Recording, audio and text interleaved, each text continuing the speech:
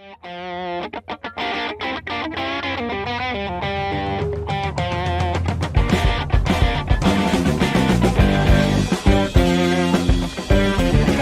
welcome to your Friday edition, the weekend edition of the TraderMerlin show. It's so casual. I have a Jägermeister shirt on today. I don't know, just one of those types of days. Anyway, cheers everybody. Happy Friday. I guess I could kind of look like the graphic on the front of the slides today with my my whiskey in hand. There we go. My trading week wrap up, surrounded by hundreds of computer monitors. I love AI. It's just really amazing what this graphics program can do. Anyway, quick sip and we'll get started.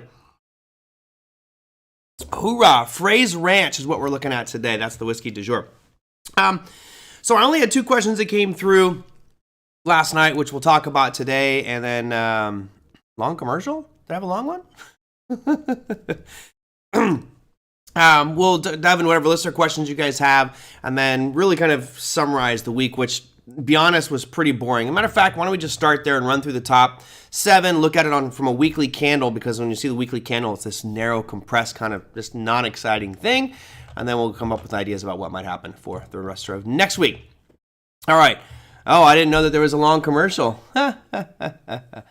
Yeah, you know, Big Eb, I feel bad that I actually enable ads on this. I didn't know that they did ads during a live show, so I apologize for that, but got to make a couple of bucks, you know, spending probably, I would say if you look at the number of the hours I spend per week, I'm probably looking at anywhere between 14 and 20 hours a week just to do this show with zero compensation. So I turn the ads on. It pays like $100 a month just to pay for some of my hosting fees. But yeah, sorry for the commercials out there. It is what it is.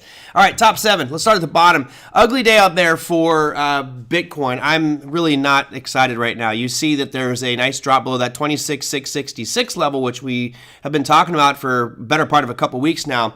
And as we go forward, you know, something to keep in mind is Silk Road. You guys might remember Silk Road. It kind of, it's kind of sad. I forget the kid's name. One of you out there knows his name because I'm just drawing a blank. Could be the whiskey. But the gentleman who's behind Silk Road he's in prison now, and he's doing an incredibly long term for something that, you know, argue that he should be out. Oh God, I want to say Bryce, but it's not Bryce.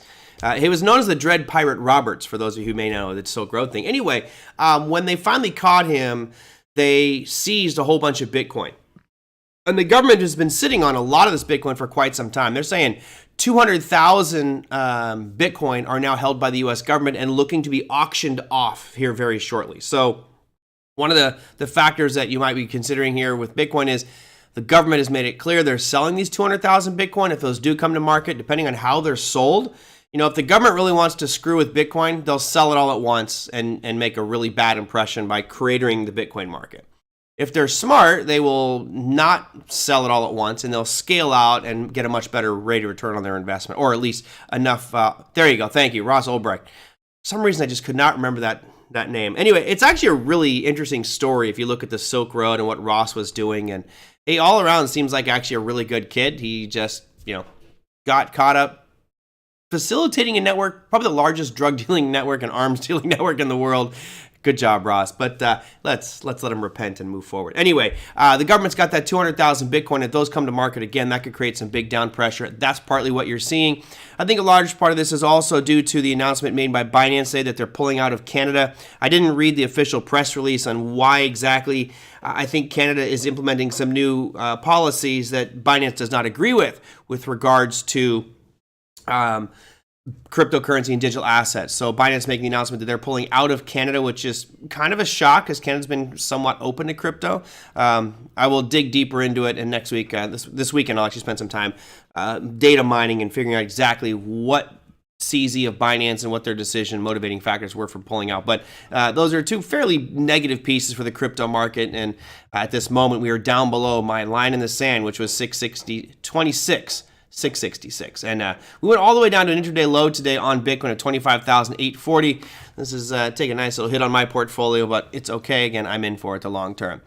How does the government have the authority to sell its personal property? Well, like any drug dealer or criminal, if your assets are seized by the government, it is no longer your property. That's what U.S. Marshal auctions happen all the time. I've actually participated in some U.S. Marshal auctions where you know, some rapper gets busted or some drug dealer gets busted and he's got some Ferraris and some boats, that's not your property anymore. It's gone. So the commodities or assets, which were Bitcoin at that point in time, those were seized by the government. You know, they forced him to give them the private keys, so now they have access to it. So that's how the government has the authority to sell his personal property. It's no longer his personal property. Those were from ill-gotten gains due to illicit and illegal activities due to the Silk Road.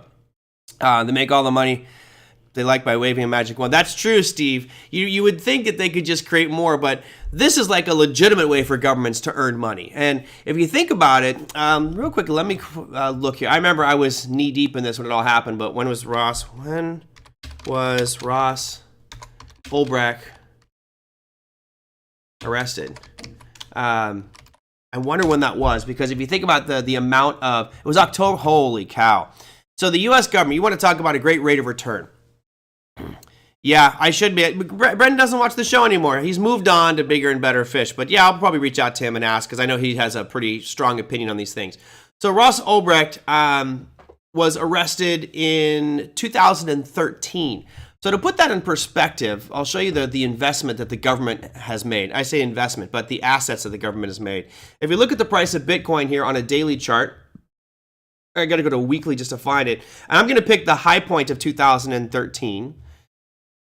Oh, that's Bitcoin futures. Let's go to the high point of Bitcoin just so we can get a fair assessment of it. It's going to be the higher price for sure. Real quickly, there's Bitcoin. And we'll go back to 2013. So I'll go back to the high price of 2013. Just to be fair, the highest price it achieved in 2013 was $259. Holy cow. So just think about that. The government now has 200,000 Bitcoin that they acquired for free, but at the time the value was $259. And that's the absolute highest it could have been for the year. It was most likely lower. Times that by 250, then that's a $50 million seizure, right? And you're like, wow, that's crazy. That's a lot of money. Well, if we look at what it's at today, so they acquired those Bitcoin at $50 million from Ross Ulbricht. Now you're looking at 200,000 Bitcoin, times that by the current trading price of $26,557, and the U.S. government sitting on a cool $5.3 billion worth of Bitcoin that could come to market. Holy goodness gracious. Unbelievable. Anyway, the government's got to be shaking their heads looking and laughing at this one. Here's the crazy part. You would think in the seizure of those assets from Ross and Silk Road that money might be deployed for good. Right now, what's it going to do? It's probably going to go straight back to the government, and we'll never see anything from that. It would be nice to see that put out for, doing some good for society instead of incurring more debt and, alleviating our debt ceiling crisis. Let's see. Tommy, he must have been crushed in the crypto market. Well, I was crushed in the crypto crash too.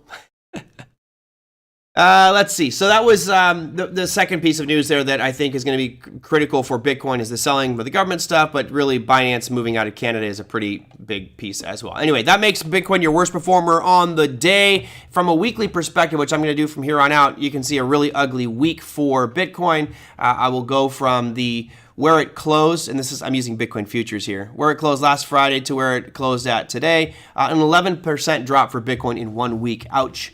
Not too good. All right, moving up the ladder here a little bit. We've got crude oil, which fared a little bit better, but was still down on the week. After last week's very volatile move, this week only down 1.82%, but on the day 1.17%. Build the wall with that Bitcoin money. As we realized from the first walls that we've built down there, walls don't really do any good. They're going to dig under it. They're going to go over it. How about we just reform all the policy about people coming into this country, whether if they're going to come across the border, let's make them register, let's make them tax and all that good stuff. And then, then it's more fair and open. The wall is, in my opinion, a waste of money where people just go around it. I've seen a ridiculous amount of videos of people going over the wall, under the wall, through the wall, cutting through it. Unless you have border patrol every 50, 100 feet, good luck with maintaining that gigantic wall.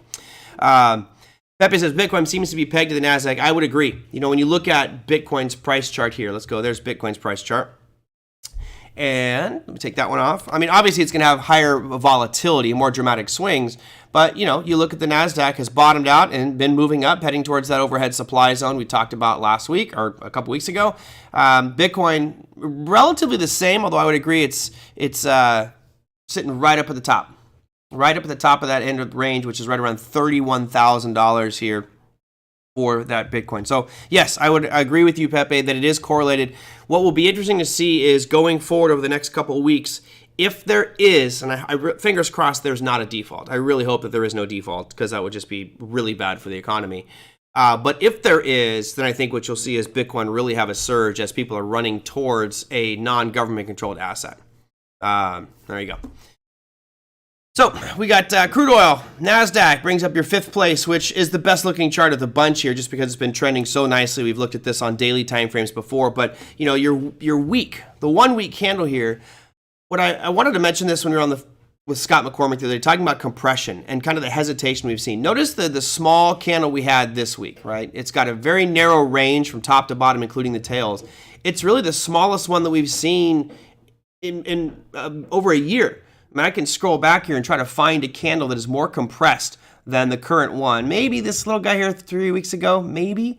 But yeah, it's just an uncannily narrow trading week, which didn't create a lot of opportunities. There were a couple trades I made this week, but nothing that was noteworthy or great. However, that weekly chart is looking better because it did break through some of those dotted red lines that we have. We have those lines there on the daily time frame, but they translate over here, and you can see, all in all, higher highs, higher lows. It seems like you get, a month of big surge, maybe a month of consolidation, and the next surge is typically what happens. So we're at that month point of consolidation. Let's see what happens when we get a breakout to the upside. Big Ed says the NASDAQ is up based on a handful of companies for the most part. Correct, and we've known that for years. We talked about the FANG stocks and really them being the horsemen for the markets. It's scary, but the old adage that we all know is what lives by the sword, die by the sword. And unfortunately, we're in a market right now that's being just propelled up by tech stocks. So Apple and Google and Amazon and Facebook and or Meta, excuse me. Those are your catalysts for the upside move.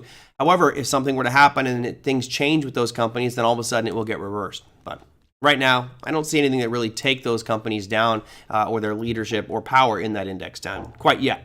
Moving up, we've got Russell in 4th place, down 0.18%. Nothing to speak of here. Again, it's 4 weeks in a row that it's been down, or 3 weeks in a row it's been down, but really nothing overly dramatic.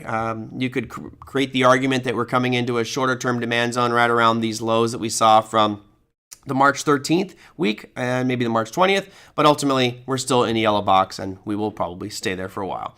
S&P, similar to the NASDAQ, but without the strength, right? It does not have that big surge up, nor is it really breaking the highs. However, it is getting closer to that 43.13 level that we looked at a month or two ago on the S&P. That was your 3rd place finisher today, down 0.14, and for the week down as well, just slightly. Okay, gold. By the way, I mentioned yesterday my SLV. For some reason, I thought I did the 21s. I actually did the 22s. So I am in the 22s right now for SLV. I did 45 of those. And that's for next Friday. So we'll collected 28 cents worth of premium. So we'll see what happens by next Friday. I am happy to own silver long here. So if I kind of hope I get exercised right around. I hope it closes at $21.99 next Friday, just so I can get the shares, keep that premium, and then I'll start selling some calls at much higher levels. Anyway, wanted to update you on that one. So there was silver, which for the day was down 0.81%, but really one of the worst weeks out there we've seen in silver in quite some time. From where it closed at last week to this week, down 7% on the week for silver. Obviously a horrible week, but look at the daily, we came right down dead smack in the middle of that demand zone that goes back to this rally-based rally from late April, early March. So liking that one. Happy to own silver at this level. And finally, the leader of the day, down just 0.05%, the Dow Jones Industrial Average, which technically on the daily, nothing there. Does the weekly perspective change? Nothing there. So really, there's only a couple of markets that are offering us some really interesting trade setups or moves at this moment. Number one, I would argue, is the Bitcoin pullback here, and depending on where this might come back down to, there could be a buying opportunity for this one. NASDAQ also Looks like it's going to continue its uptrend here, smack against that supply that is overhead right around 13,630 is the level we looked at before. All right, Pepe says most demands have been tested with the NASDAQ. If the U.S. defaults, oh my, there will be a nice, oh yeah. It's funny because we could start to look at if there is a default, which, if you have to rate the probability from 0 to 100%, I would personally say there's like a 5% probability. It's the long shot at this point. I think that even though former President Trump said to just let it default because the Democrats won't meet with your demands, I think even he realizes how foolish that would be. That would be really bad for the system overall, regardless of political party. So I don't think it's going to happen, but there'll always be a chance. I know some people feel like there's a higher probability of that happening, but time will tell ultimately what ends up happening with this one. But it is going to be exciting. All right, another sip of Frey Ranch. I went with rye whiskey today. I'm feeling a little rye, no bourbon. All right. So let me go to I had a couple questions that I thought were interesting. Joyce sent this one in. What are your thoughts on going on GE long term? I was looking at adding some to my IRA. GE is kind of complicated. As you guys remember, I think it was 2021. 21 or 22. No, it was 2021. So remember in the middle of the pandemic, we actually talked about on the show how GE was going to be splitting. They were going to take GE and split it into three parts. There was going to be a GE Energy company, which is like Vernona or something like that. There is the GE Aerospace, which is really their bread and butter. So the GE Aerospace would maintain the GE ticker symbol. And then there's GE Healthcare, which went live in December of last year, and that is what GEHC. So let's bring up the two symbols for now. The GE Vernova is going to happen in 2024. So we'll start off with the GE Aerospace, which is what this one right here. And it is a remarkable chart, right? It is really incredible the way that GE, and for years people like GE just is trash. It's garbage, right? Just downtrends and looking really bad. And all of a sudden now we're getting this resurgence in GE. So I'm going to go back to the daily time frame here. Let's go back to basic business school. I'm sure many of you have a business degree, economics degree, or some finance degree. When you look at companies that struggle, so, I've made this point before where if a company has great growth prospects, so let's say I come out with, Merlin's widget factory, and that widget is something that nobody else in the world has. It's a unique product that you're only going to get from me. I can charge a very high price, and sales are going to fly off the charts or fly off the shelf if it's a very popular item, right? If it's something that's really good, demand's going to be high, nobody else has it, my profits are going to be just ridiculous through the roof. Those are growth stocks. And there's no reason, again, for me to pay a dividend to you. Why would I pay a dividend to you? I would rather keep that money and then continue to grow my factory, maintain my monopolistic presence out there and squish competition, pay lobbyists to keep competition away from me. But bottom line is, if I'm a high growth company and there's a lot of prospects, what I want to do is I want to keep as much money as I can and invest in myself. Therefore, my share price will continue to surge. Once you start to slow down, you need to find a way for someone to find your company attractive. And one of those ways is dividends, where a company now says, okay, well, we don't have the huge growth prospects. We've kind of leveled out on our growth, but we still want to make it attractive to people. What do?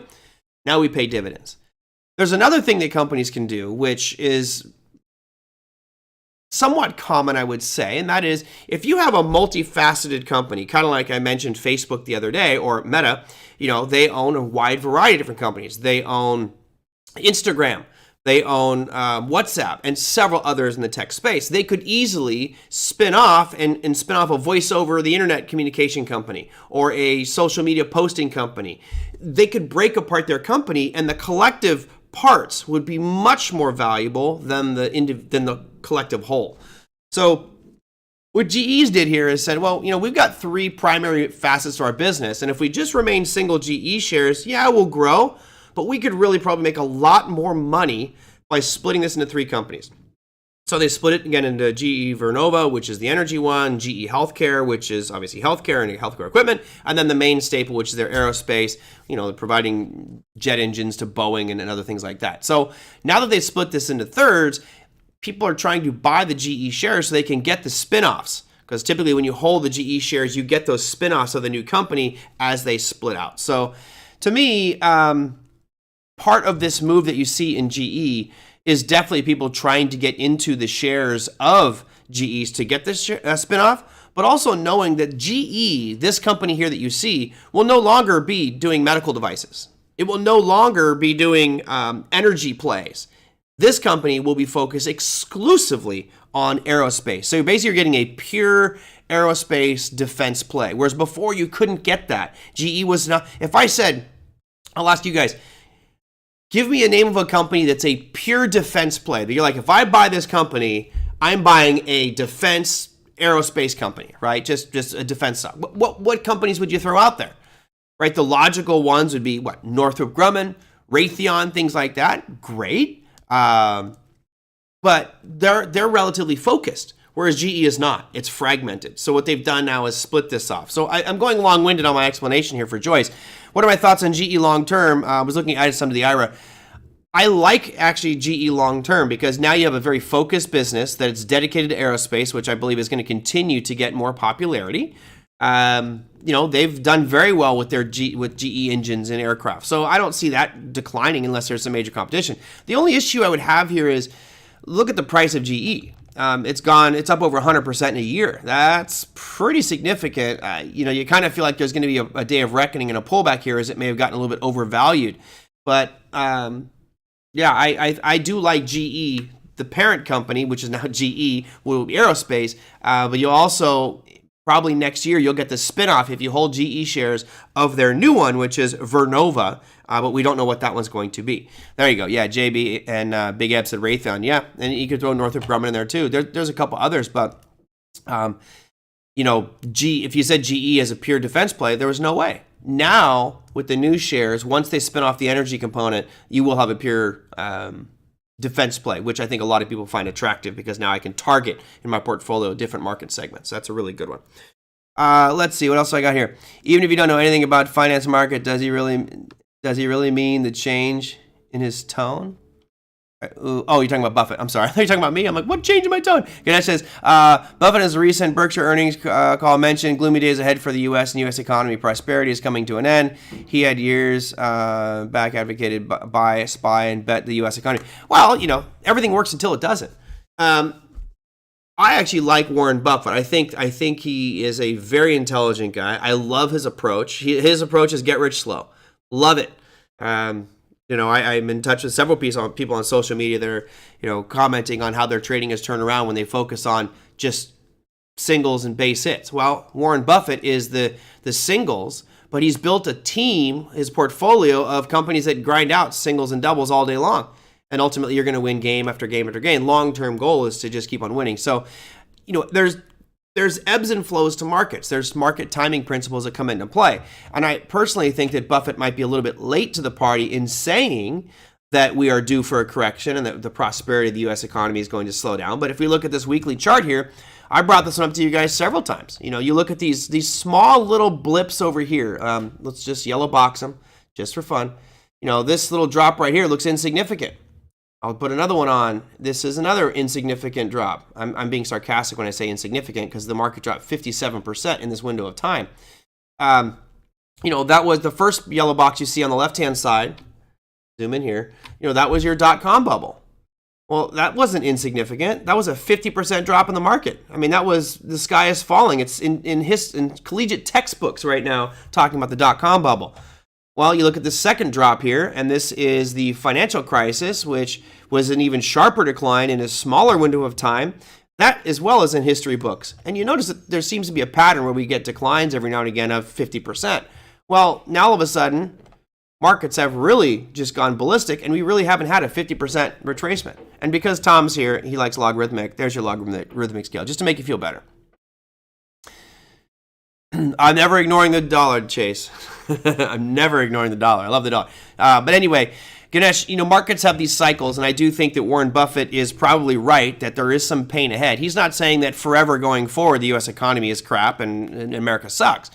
He's saying that we may have gotten a little bit overdone here, which I think it's a very valid point. I've been saying that for a while. We've been overextended. All that money printing, printing $16, $17 trillion in just under a year, that's going to hurt your economy in the long term. Short term, it's amazing, right? It's like having a high from a drug rush. But long term it's going to hurt. And I have this red line here, which is at 50% off the all-time high, which is 2,400 on the S&P, and I'm going to leave that line there. If we fit the same picture, well, we could easily have a mark, a new yellow box. And then in history textbooks, we would say what caused that? Well, it was the printing of money by the Federal Reserve, the Treasury Department, and the U.S. government. But anyway, so I don't think that he's off his rocker. I don't think that he's backpedaling. It just, markets change over time. And I think that the smart investor understands that and capitalizes on those moves. All right, let's see. Hey, Steve, good to see you. Thought some Bitcoin had been sold already. Supposedly another 4 sales later this year. See the article for what it's worth. All right, yeah. Well, I know that they're unloading. I didn't know that they actually started selling. I take that back. I know that they did start selling, but I wasn't sure if that was specifically from the Silk Road. So they have in the past actually unloaded some Bitcoin already in auctions to Tom Draper was one of the more notorious guys who purchased some of these Bitcoin, but there still is a lot more sitting in their treasury. Pretty amazing thinking that they got $5 million worth of Bitcoin that's now worth billions. Unbelievable. Crazy times. Let's see, Chase. Are you ignoring that the dollar index could still be an accumulation? Look at the monthly downtrend line. It broke today. Also, why are you so sure the NASDAQ will break out? Breath is terrible. I'm not sure of anything. Let's be very clear, Chase. I'm not sure that the NASDAQ is going to break. I'm a believer through personal experience that everything continues until it doesn't. I know it sounds stupid. It sounds like such a dumb phrase, but that's why I always say the trend is your friend until the bend at the end. So if we look at we could do a weekly or daily. Let's start with daily and work our way out to the weekly or monthly. Here's your NASDAQ. To Scott's point, Scott McCormick, who was on the program on Wednesday, he's absolutely right. If you look at this NASDAQ, we're in a colossal uptrend. This may just be a pullback in that uptrend, right? I'm looking at it from the shorter term time frame, which is this right here. And I don't think anybody here can argue this. If you're welcome to it. I'd love to hear some arguments as to why the rally this year for 2023, it's been a phenomenal uptrend. Now, granted, we're only 5 months into the year, but this is a great uptrend. Higher highs, higher lows. So I don't really feel like that I need to challenge this. If I look at this, there's a line in the sand, which I've mentioned. That's why I've got this yellow box up here. That yellow box represents to me the breaking point where all of a sudden I think you start to turn into a much bigger up chance, right? I think you have a much bigger move to the upside here for the NASDAQ. That's the only reason I'm saying that I think it's going to go higher. But I'm going to caveat that by saying I think. I don't know anything, right? It's all future. I am no oracle, but I'm one of those people that if I have an idea and a thought and I can justify it in my head, I will put money on the line with it. So right now I'm not long the NASDAQ, but I've been selling puts on XLK, which is predominantly the NASDAQ.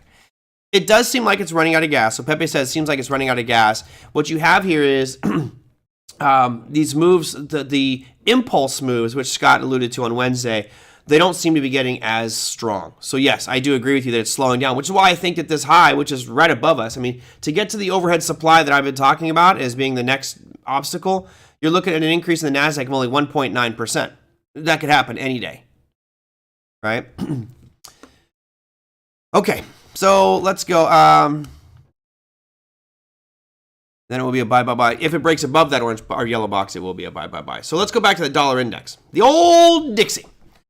So Dixie, great move up the last 2 days, right? Phenomenal move up the last 2 days. I'm still going to keep this pattern here just because I don't think we're out of the woods yet, even though we've had this monster 2-day rally. Thank you, Joachim. I appreciate it very much. Thanks, Mike. I don't even like the word guru. It makes me seem way too arrogant. I'm a student of the market, right? I am somebody who's been studying this for a long time, so hopefully my experience has some value to it. But yeah, I don't think I'm a guru. I'm just someone who trades. This dollar index here is interesting, and I'm going to go make sure I read this. NASDAQ seems like running out of gas. Where's the dollar comment that you made there, Chase? Where was it? Back here. Oh, how did I miss it? Could have sworn I saw a dollar index from you. Huh. Bob then would have said, Enki looks heavy. Agreed. Why can't I find the Dixie comment now? There he goes. Chase, you're ignoring the Dixie. Could still be an accumulation. Look at the monthly downtrend line. It broke it today. Also, okay, so let's go to the monthly just because that's what you're referencing. I will look at the monthly there just so we have the same pictures. I want to take this off just because of the pattern I've drawn here is kind of confusing it. So you say it broke the downtrend line. I don't know. I don't know if it really did. It really depends where you draw them from, right? If you're going from peak to peak, then your trend line is, let's make this line blue just so it's visible against my other stuff here. So let's go to that line. I'll make this blue. Okay, and if you're going from peak to peak, there's your trend line. If you're going from there, you're now doing things somewhat inconsistently because you're going from you starting on a peak and now you're going through a real body and you're slicing through a peak there. So there is no real consistency with that trend line. So I personally would say if you're going to do it from peak to peak, you're going to go there and that's your downtrend line. So I would argue that it's not broken at this moment in time. I think right now you're just seeing basing going on. The question for me is on a weekly, where are we going? This has been a phenomenal week for the dollar. But where's it headed, right? You look at this sell-off that started back here on March 6th, the week of March 6th, and there's nothing visible that says, hey, this is a supply zone that could stop the dollar from moving up. So we go down a smaller time frame, work our way into the daily. So now I'm looking at this one on the daily basis, and again, I still don't see anything in here that's a really clear or strong supply zone on that dollar index, which, is what it is. Some of you might see something else. I mean, maybe you get some hesitation right around 103. So yes, you are getting a nice breakout here on the pop to the upside. Great. I don't know how strong I feel about this current move. I don't think the dollar is going to get that much more fanfare here. I think what they're going to start to do is start to retire dollars. That's one way you help fight inflation. So this could be a challenge for the dollar. Maybe it's just a bull trap. I don't know. But yeah, I'm not going long on that dollar. Okay, weekly wicks. Yep. I'm not convinced that this is the breakout that ends at all. I had that yellow box on there which said, look, if it breaks out, then you start to think about bullishness, which is fine. If you do believe this dollar is breaking out and going to continue the upside, then you need to start looking more at these indexes for potential short opportunities because that strong dollar is going to impact those markets to the downside. So, yes, we had a breakout on the daily, but really nothing extreme. And when I look at that weekly,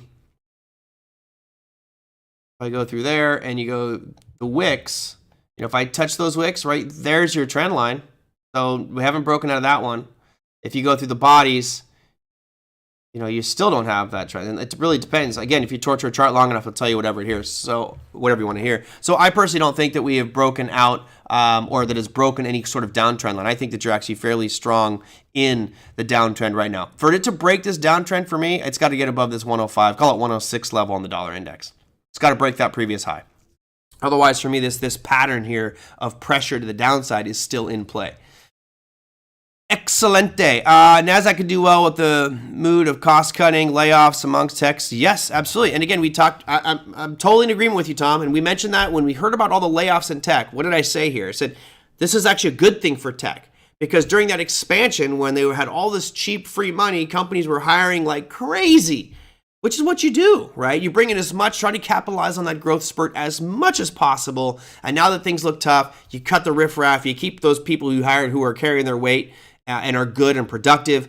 Fine. It's actually better because you streamline your operations and now you might even do it better going forward. So yes, I agree. I think some of these layoffs, these cuts are getting rid of riffraff. I have some friends that are in the tech space and they always joke that they've got people who literally come to work and do nothing. They literally come to the office and they don't do anything. Personally, I think that's bad management. I think that's very bad management. You should know what you guys are doing. But now's a chance for you to get rid of that riffraff, save on money, and focus more on your business operations, which I think is very, very good. So yeah, I'm with you, Tom. I think that it actually could be good for the NASDAQ, even though I agree with Big Eb as well that they're very overvalued. Right, you have some extremely high PE ratios for some companies out there, while for others, they're back to normal valuations. Any comment on the Mexican peso versus USD? I don't, JB. It's not one I've actually looked at, so let me take a real quick sipper. I know we're going to have some issues here with the border here shortly. Did I finish Joyce's comment? I love because I read your comments and I go down a rabbit hole. So let me, Joyce, what are my thoughts on GE long term? I'll finish by saying I like GE long term. I just have an issue with it at these very, very lofty levels right now. Let me bring it up just 1 second. You look where we're at. It's not all-time highs, right? That's for sure. And to a listener question, I think it was Margaret mentioned a reverse split. So one of the great features you can look at here is just scroll back. And yes, back here in 2021, they did a 8-for-1 reverse split. So for every one share, or for every you get one share for every 8 that you had. So yes, that's why you're seeing such high prices for GE. But all in all, I like GE. I just can't bring myself to buy it right now. You know, if you're really wanted to buy some long, I don't know if you can do it in your IRA, you could be selling puts and saying, all right, I'll buy it if it drops lower because you are wanting to hold it long term. That's true, Big Ev. Yeah, we've always had problems at the border. That's true. Let's see what other ones did I have. So this is from Kevin. I bought August puts on Apple today. Where do you see the next demand zone? You know I can't trade Apple, but I can certainly look at it. So if you look at Apple's chart here, you know you are hitting your head. Really, for this whole week, we've been hitting our head almost every single day on this overhead supply level that's between 173.50 and 176. So that's your overhead supply on Apple. You know, buying puts directionally on Apple, Kevin, you just got to understand that you are going counter trend, right? You are definitely bucking the trend. It's been on a beautiful uptrend from the beginning of the year. This is one of the main reasons the NASDAQ is doing so well. And again, the trend is your friend until the bend at the end. So while I like your thought process here, you're saying, okay, I'm going to short it as it comes into this overhead supply zone. That's one reason to short it.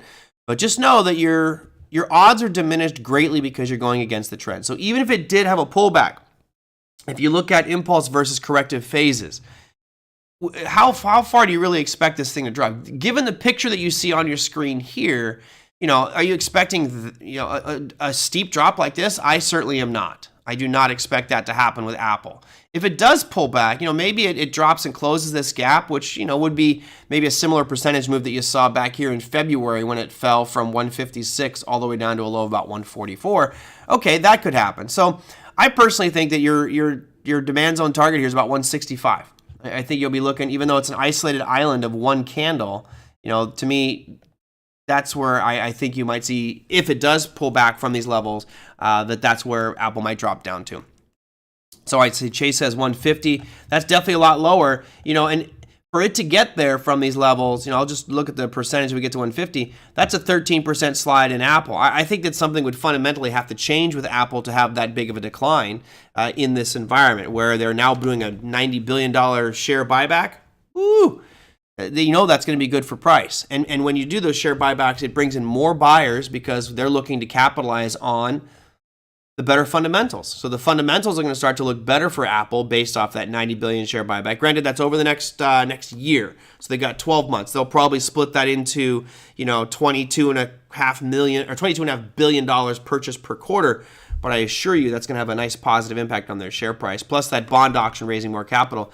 I don't know. It seems like things right now are firing on all cylinders. I mentioned yesterday some of the statistics that were not good. Remember their iPhone sales, awesome, right? 1.5% gain overall on revenue from sales. That's great.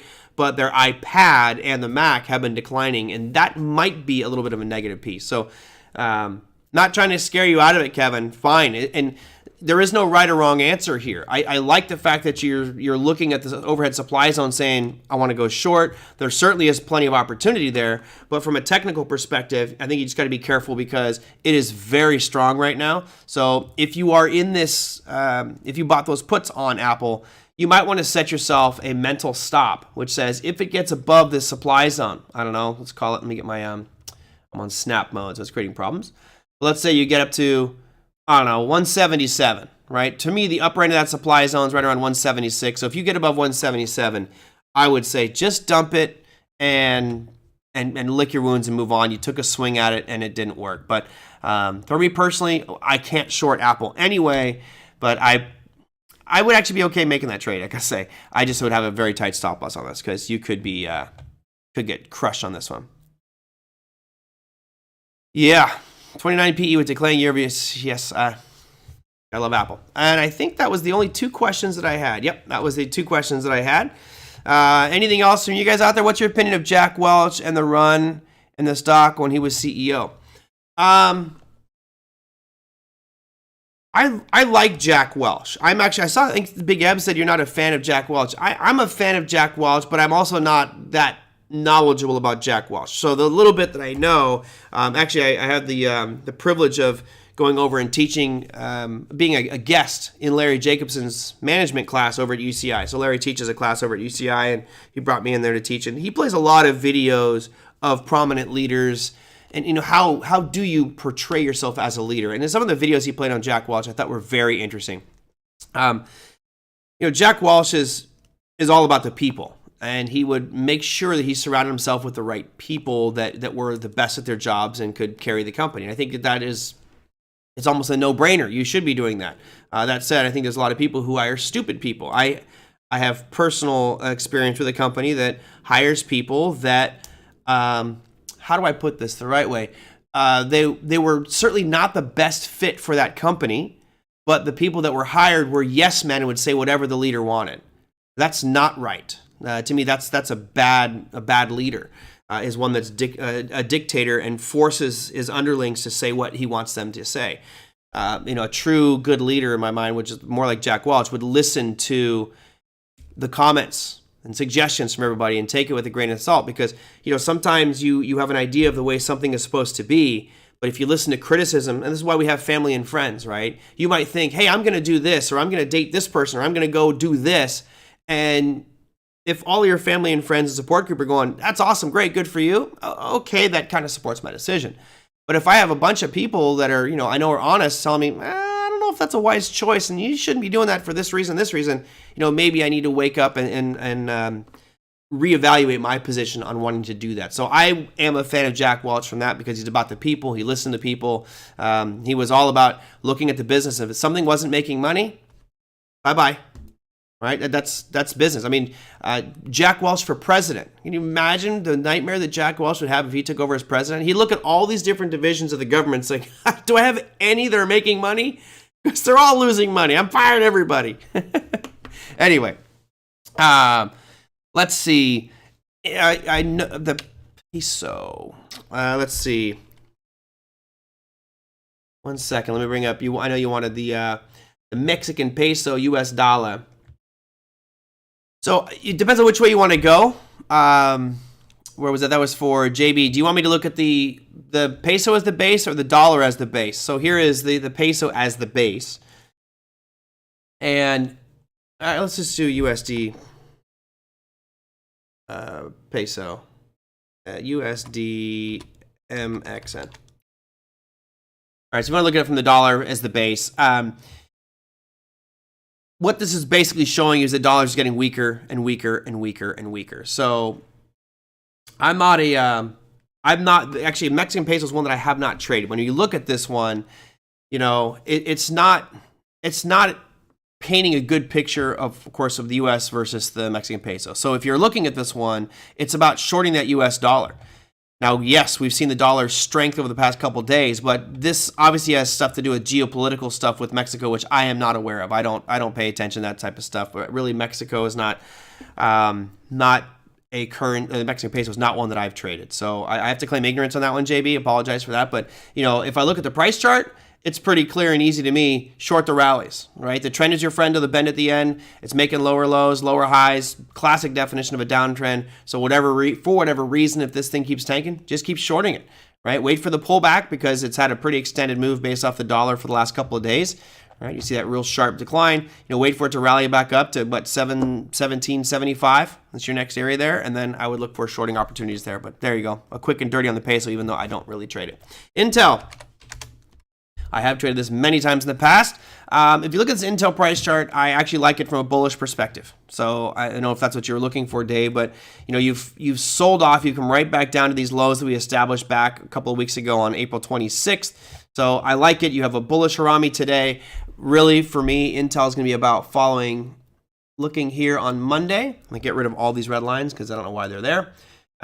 You have that red line I drew in at 29.13. It's currently trading at 28.95. So what you're looking for is an open on Monday somewhere down below 29.13. If it starts to rally up and break above that, then I'd be interested in buying it. You are buying in a demand zone, but remember, it's hit there a couple times, so this demand zone is getting weaker. So its strength and validity may not be may not be substantial enough to make the trade, but I would still personally take it. I just wouldn't go with a lot of share size. I would take it as a long trade with make sure your stop loss is down below the low from April 27th, which is a low price of 28.51. So plan your trade accordingly there. There you go, that one. And oh, cool, good. I think you're fine with that. You know, obviously it's been weak, right? It hasn't been able to make a new high for the better part of a month, but that's not that big of a deal. The fact that it's come down into these demand zones, sure, I like it. And last one, Southwest Airlines, LUV. Same pick. Wow. Yeah, Southwest looks bad. I haven't looked at Southwest. I haven't looked at airlines since the COVID hit. I was trading the airline stock. Ooh, boy. That's not looking good for Southwest. Granted, they've had a couple really big issues over the past 6 months with regards to canceling flights and technical issues, so that's obviously not helping them out. But look at the picture. Lower lows, lower highs. You know, this trend is really bad. I mean, this looks like the peso. No problem, JB. Glad I could help. Okay, good. I'm glad you got your stop at 28.08. That's perfect. Good. Southwest, again, same picture. Lower lows, lower highs, downtrend. Wait for the rally to short. But as much as I love Southwest Airlines, you can't be bullish on this chart. There's no reason to be bullish on this chart. If you are, I would love to know why. But from a technical perspective, this looks really bad for Southwest. So stay short on that one. Let's see. Mike says Lakers over Golden State tonight for an iced tea at Starbucks bet. Fine, sure. I'll take that bet. You got the cocky flop master LeBron James. And it's funny, I don't know if you guys saw the interview, but LeBron James, Steve Kerr called out Golden State. And granted, I would argue that the Warriors players are flopping too, but it's almost like it's ingrained in them. And I know it's LeBron James, because if you look at LeBron James, type in LeBron James flops on YouTube, and you will see the most incredible acting on the face of the planet. I mean, there's one where the guy's arm is literally 18 inches away from LeBron's face, and he just goes, oh, and he pretends he got hit in the face. He flops on the ground, starts rolling around. I'm like, LeBron, you should have been a soccer player. You are the biggest. And in the interview after the game, he goes, I don't even know what flopping is. I don't know what that is. Like, it's what you do. You are the king flopper. Anyway, I actually like the Lakers. I have to say, I like the Lakers as a team, the history, the pedigree. I can't stand LeBron James. And for that, I'm so excited to see the Lakers lose tonight. I hope his arrogance comes back and bite him in the butt. So, yeah, I'll take that bet. Football flops come to basketball. Exactly, JB. It's hilarious. There was actually a funny video for Telecom Italia. I don't know if you guys have seen this one. When I lived in Italy, Telecom Italia was their big one. And they had, it says, the Italian soccer team training for the World Cup. And they had the Italian soccer players on the field. And they weren't even practicing kicks or anything. It was all, they were just practicing their flops. So they were like, okay, now you got hit in the knee. And they'd fall and writhe in pain. Absolutely hilarious. But yes, football is certainly coming to, but I don't think it's coming. It's been there. It's just some of those flops are crazy. Yeah, Chick Hearn. That was a good one. I like Chick Hearn. Ronnie James will give LeBron the opportunity to keep his ego trip going for years to come. Good. I'm okay with that. I just don't want to see LeBron anymore. I'm just tired of his. I hate when somebody tweets.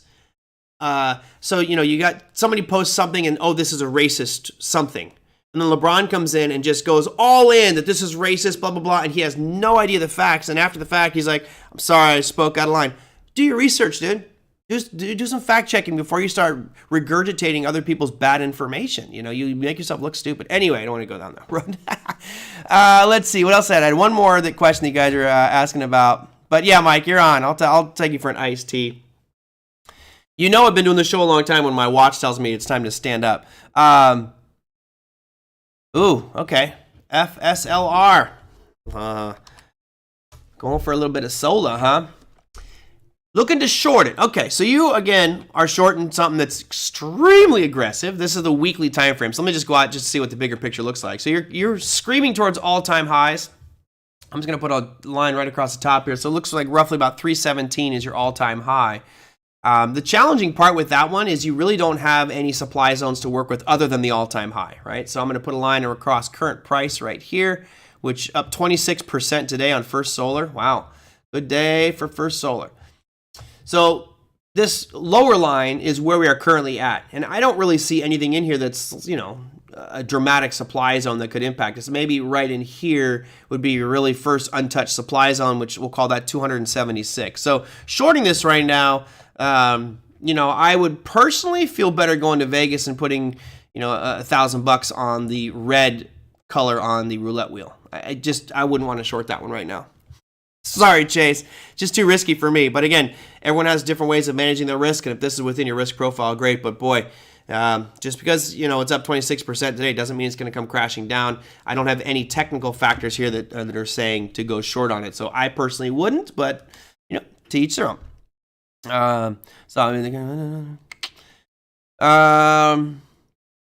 Maybe ask about buying short sell homes and how to find them. Tom, that's good. That's funny. I'm sure he is actually very well versed. I'm not saying he's a complete idiot. It's just sometimes he does things where, especially when you push the racial buttons, right? If something happens, and there's no argument from anybody here that racism is rampant in throughout the world. But if there was something bad happens and it's a race thing, LeBron is very quick to jump on. I'm like, you're in a power position. If anything, you should be someone who helps calm and diffuse situations versus increase hostility and create aggression between cultures, ethnicities, religions, or whatever. We should all do our part to kind of maintain peace between people regardless of viewpoints. But First Solar is acquiring, Evolar was the news today. There you go. I don't follow First Solar, so thank you for that, Omega. Let me go into what's happening out there for your Monday session. There's really nothing on the earnings front. There was nothing on the earnings front today that was exciting. There are some names later on in the week, but I will go into your economic calendar here. It might be hard for some of you to read. It's pretty small.